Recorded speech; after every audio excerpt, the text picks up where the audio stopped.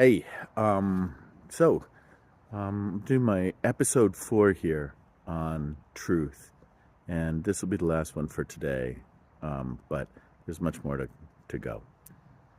Here's where we left off. We left off with the model of all observers in an impossibly massive sphere looking in to the center.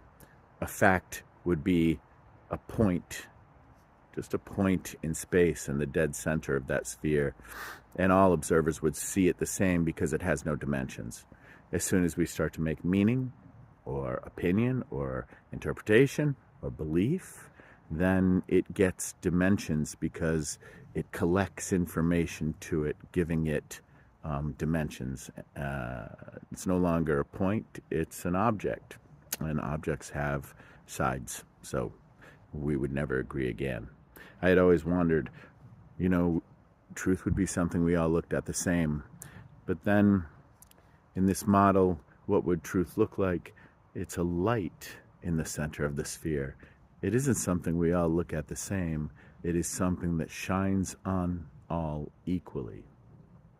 It's a very different way.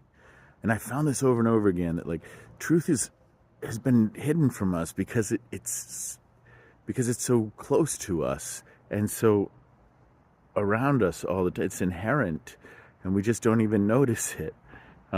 So that's kind of where we're going now.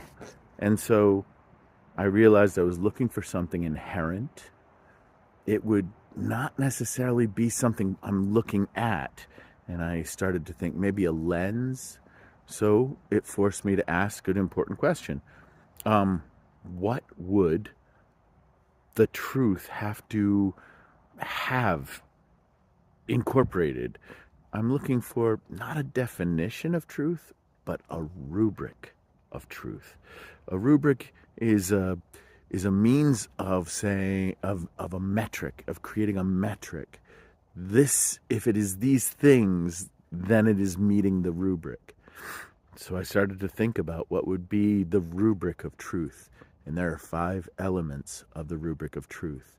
If we do it right, the rubric would be accurate enough that anything that met all of the points of the rubric may therefore be inherently truth. That's a scary thought. But I have 5 points of the rubric.